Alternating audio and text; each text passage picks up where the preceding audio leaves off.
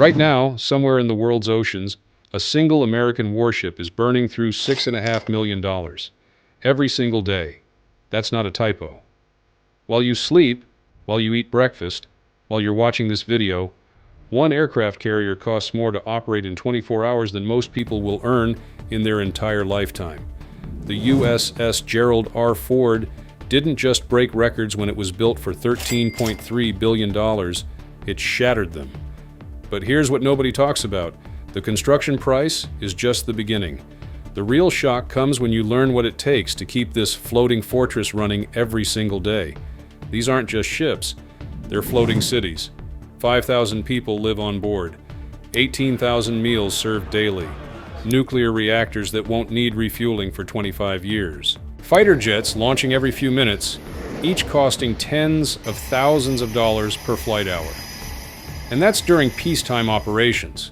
When things heat up, when aircraft start flying combat missions around the clock, those daily costs can shoot past $8 million. So what exactly makes these carriers so expensive to run? Why does the most powerful Navy in the world spend nearly $2.5 billion every single year just to keep one carrier operational? Let's break down every dollar and see where this money actually goes.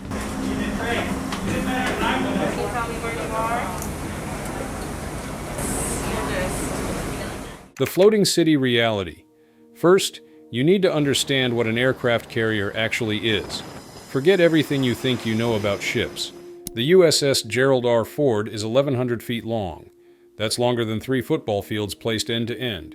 It weighs over 100,000 tons when fully loaded. But size isn't what makes it expensive, it's the people. 5,680 sailors and officers live on this ship. Not visiting, living. These men and women need to eat, they need to sleep, they need medical care, dental work, entertainment, training, and everything else that keeps humans functioning. The Navy serves 18,000 meals every single day on a carrier. Breakfast, lunch, dinner, and midnight rations for people working around the clock in shifts. The food alone costs over $50,000 daily. That's just to feed everyone. But feeding people is the easy part. Every single person on that carrier draws a salary. Benefits, healthcare, training costs. The Navy estimates personnel costs at around $1.2 billion per year for a single carrier. That breaks down to roughly $3.3 million every single day just in human expenses. And these aren't minimum wage jobs. Nuclear reactor technicians need years of specialized training.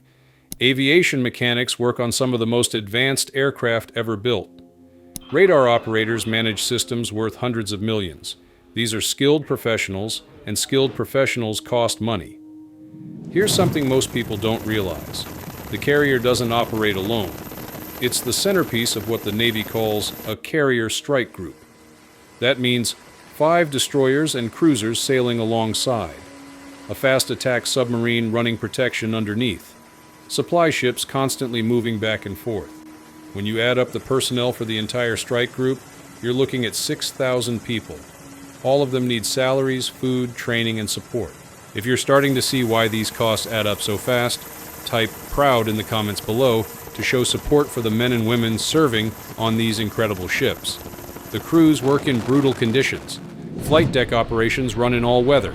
Sailors work 12-hour shifts, sometimes longer during intensive operations. Below deck, engineering teams monitor nuclear reactors that generate enough power to run a small city. Damage control teams train constantly for emergencies. Medical staff handle everything from routine checkups to emergency surgeries. This isn't a cruise ship, it's a warship that needs to be ready for combat at any moment. And maintaining that readiness costs millions every single day. The aircraft operations monster.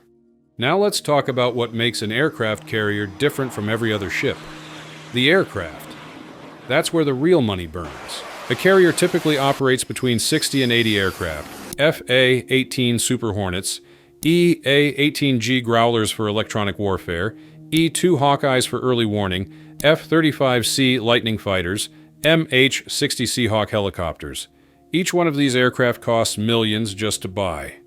But buying them is nothing compared to flying them. An FA-18 Super Hornet costs over $10,000 per flight hour. Every single hour that jet is in the air burns 10 grand. The F-35C, over $30,000 per flight hour. These aren't just fuel costs, it's maintenance, parts replacement, system checks, everything. Fighter jets are incredibly complex machines. Every time one lands, maintenance crews swarm over it checking hundreds of systems. Parts wear out, components need replacing, software needs updating. During peacetime operations, the carrier uses about 20,000 gallons of aviation fuel per day. That's for training flights, patrol missions, practice drills. But when operations intensify, when the carrier is actively involved in a conflict or major exercise, fuel consumption explodes, over 150,000 gallons daily. At current prices, aviation fuel alone can cost over $350,000 in a single day during intensive operations. And fuel is just the beginning.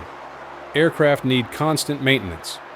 The Navy estimates it costs $1.8 billion per year just to operate the aircraft assigned to a carrier.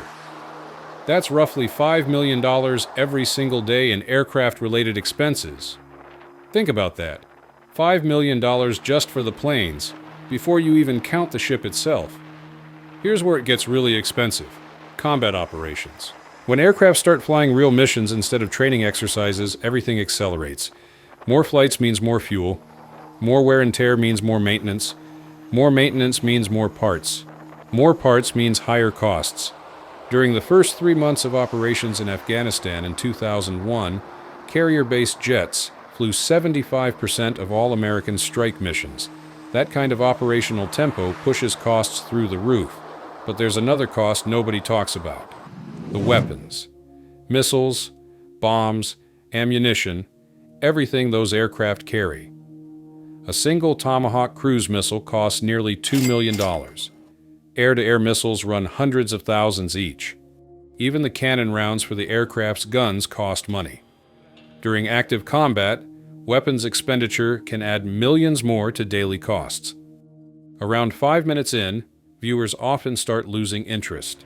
So here's something that'll blow your mind. The carrier stores enough aviation fuel to keep all those jets flying for only about 20 days before it needs resupply.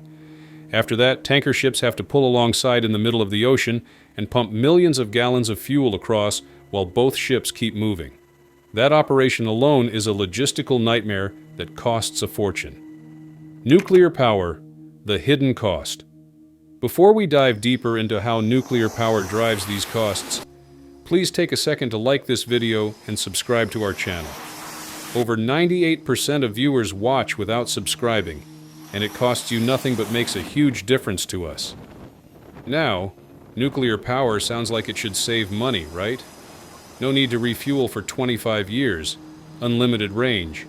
The carrier can steam at full speed indefinitely without ever stopping for fuel. That's the dream of nuclear propulsion, and it's absolutely true. But nuclear power brings its own massive costs. The USS Gerald R. Ford has 2 A-1B nuclear reactors. These aren't the kind of reactors you find in power plants. These are compact, incredibly powerful systems, generating enough electricity to power a city of 100,000 people. They provide 25% more power than the reactors in older Nimitz-class carriers, and they're designed to run for the entire 50-year life of the ship with only one refueling halfway through. But maintaining nuclear reactors is breathtakingly expensive. The Navy estimates the total life cycle cost for nuclear fuel at $975 million. That works out to about $19.5 million per year, or roughly $53,000 per day, just for fuel. That doesn't sound too bad until you realize what nuclear maintenance actually involves. Every nuclear-qualified sailor on that carrier goes through years of specialized training. Nuclear reactor operators are some of the highest-paid enlisted personnel in the Navy. They have to be. They're managing systems that could theoretically cause catastrophic damage if something goes wrong. The training alone costs millions per person. Then there's the constant monitoring, testing, safety protocols, inspections, all of it adding up continuously. Here's the real kicker: refueling. Halfway through a carrier's life, it goes into what's called a refueling and complex overhaul. The RCOH process takes up to 3 years. 3 years in a shipyard out of service while workers cut into the ship, remove the expended nuclear fuel, install fresh fuel, and upgrade every major system. The cost? $6.5 billion. That's billion with a B. For one refueling. But nuclear power also saves money in ways that matter. The carrier doesn't need massive fuel tanks for propulsion. That space gets used for something far more valuable: aviation fuel and weapons. A nuclear carrier can store 50% more JP-5 jet fuel than a conventionally powered carrier of the same size. It can carry more missiles, more bombs, more ammunition. In a fight, that extra capacity could be the difference between winning and losing. The nuclear reactors also mean the carrier never has to slow down or change course to refuel itself. Conventional carriers need oiler ships constantly. They have to stop, match speed with a tanker, pump fuel across, then continue. That takes time and creates vulnerability. Nuclear carriers just keep going. They can sprint across an ocean at over 30 knots for weeks without stopping. When you're projecting power globally, that capability is priceless. Still, the Navy has to maintain a complete nuclear infrastructure to support these ships. Special facilities for handling nuclear fuel, storage sites for expended fuel, laboratories for testing and research, training facilities with working reactor prototypes. All of this costs billions every year, and those costs get distributed across the nuclear fleet. Every carrier shares in that expense. Maintenance and technology. Maintenance is where things get truly eye-watering. These ships are packed with technology that didn't exist 10 years ago. The Gerald R. Ford has 27 new or significantly upgraded systems compared to the previous Nimitz class. Each one needs maintenance, each one can break, each one costs money to fix. Start with the Electromagnetic Aircraft Launch System, or EMALS. Older carriers use steam catapults to launch aircraft. Steam catapults are proven technology, but they're maintenance nightmares. EMALS uses electromagnetic linear motors instead. It's smoother, easier on aircraft, more efficient, but it's also brand new technology, and new technology means expensive maintenance as crews learn how to service it properly. Then there's the advanced arresting gear. When aircraft land on a carrier, they catch a wire that stops them in a few hundred feet. The AAG uses advanced sensors and software to control that process more precisely than older systems. Great for the aircraft and pilots, expensive to maintain. The dual-band radar system combines two different radar frequencies into one system. It can track hundreds of targets simultaneously, manage air traffic, provide early warning, and guide weapons. This system has no moving parts, which should reduce maintenance. Should. But the electronics are cutting edge, and cutting-edge electronics are never cheap to fix. Regular maintenance costs run around $1 to $2 million per day, even when the carrier is just sitting at the dock. That's for routine upkeep, repairs, system checks, painting, cleaning, updating software, replacing worn components. Ships operate in salt water. Salt water corrodes everything. The entire hull needs constant attention to prevent rust and damage. Major maintenance happens in cycles. Every few years, the carrier goes into what's called a planned incremental availability. That's a fancy term for a major overhaul. The ship spends months in dry dock while workers swarm over it, repairing, upgrading, and modernizing systems. These overhauls can cost hundreds of millions of dollars. Here's where the Ford class is supposed to save money. The designers built in automation and efficiency improvements that reduce the crew size by several hundred people compared to Nimitz class. Fewer people means lower personnel costs. The ship also needs only 3 major maintenance periods during its 50-year life instead of 5. Over the decades, the Navy expects to save about $5 billion per Ford-class carrier compared to the older design, but those savings are long-term. Right now, in the short term, maintaining these new systems is expensive as the Navy learns how to service them efficiently. Early reports show maintenance costs running higher than expected as crews figure out the best procedures. That's normal for new technology, but it's still painful for the budget. The Carrier Strike Group. Here's something critical. The carrier never operates alone. ever. It's always the center of a carrier strike group, and that group costs a fortune to maintain. A typical strike group includes the carrier plus 5 surface combatants. That means Arleigh Burke-class destroyers and Ticonderoga-class cruisers. Each destroyer costs about $2 billion to build and over $50 million per year to operate. The cruisers are even more expensive. Then add a Virginia-class attack submarine running silent protection under the waves. Those submarines cost nearly $3 billion each and over $80 million yearly to operate. Supply ships constantly shuttle back and forth, bringing fuel, food, ammunition, parts, mail, everything the strike group needs. These logistics ships aren't cheap either. They need crews, fuel, maintenance, everything else. When you add up the entire strike group, the daily operational cost hits $8 million. That's the full package: carrier, aircraft, escorts, submarine, support ships, everything. $8 million every single day to keep one strike group at sea and ready for combat. But here's why the Navy considers it worth every penny. A carrier strike group can project American military power anywhere in the world within days. No need for permission to use foreign bases, no need to negotiate with allies for airfield access, no political complications. The carrier just steams into international waters and suddenly America has a fully functional airbase with 70 aircraft ready to launch. That capability shaped history. During the Korean War, carrier aircraft flew 41% of all American combat missions.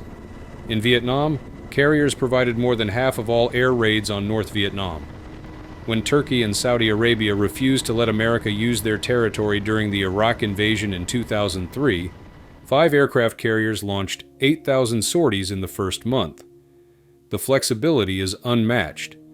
Politicians love carriers because they're visible. When tensions rise somewhere in the world, the president can order a carrier to the region. News cameras show this massive warship steaming toward the crisis. It sends a message. It shows commitment. It demonstrates American resolve without firing a single shot. That's deterrence, and deterrence prevents wars. Preventing wars saves far more money than fighting them. The Navy operates 11 carriers right now. Soon, it'll be moving toward 10 Ford-class carriers as older Nimitz-class ships retire. Each one costs billions to build and millions per day to operate. But each one also provides capabilities no other weapon system can match. The debate over whether carriers are worth the cost has raged for decades, and probably will continue for decades more. Why it matters. So why spend this kind of money? Why not build cheaper alternatives? The answer is simple. Nothing else works like a carrier. Land-based aircraft need airfields. Airfields need permission from foreign governments. That permission isn't always granted. During critical moments, allies sometimes refuse access. Carriers eliminate that problem entirely. Bombers flying from America can hit targets globally, but they need aerial refueling, long flight times, and can't provide sustained presence. A bomber flies over, drops its weapons, goes home. A carrier parks offshore and keeps aircraft overhead for months. Drones and missiles can strike specific targets, but they can't provide air superiority, close air support, surveillance, supply missions, and all the other roles carrier aircraft perform. Carriers provide flexibility. They can launch fighters for combat, helicopters for rescue, cargo planes for supplies, reconnaissance aircraft for intelligence, all from the same deck. The technology on these ships pushes boundaries. Electromagnetic launch systems developed for carriers could revolutionize commercial shipping someday. Nuclear reactor improvements benefit civilian power generation. Radar systems find applications in air traffic control. The money spent on carriers drives innovation that spreads throughout society. For the men and women serving on these ships, the carriers represent America's commitment to their safety and success. These sailors operate some of the most advanced military equipment ever built. They train constantly. They maintain readiness. They deploy for months at a time away from families. They deserve the best equipment America can provide, and these carriers are exactly that. The 50-plus crowd watching this remembers when America's military strength kept the Cold War from turning hot. Carriers were central to that deterrence. They still are.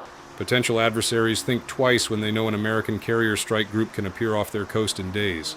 That hesitation, that calculation, that moment of doubt prevents conflicts from starting. Conclusion: $6.5 million per day. That's what it costs to keep America's most powerful warship running. Personnel, aircraft, nuclear power, maintenance, escorts, everything adds up to billions per year. Some call it expensive. Others call it essential. But one thing's certain: these floating fortresses represent military capability no other nation can match. The USS Gerald R. Ford and her sister ships aren't just warships.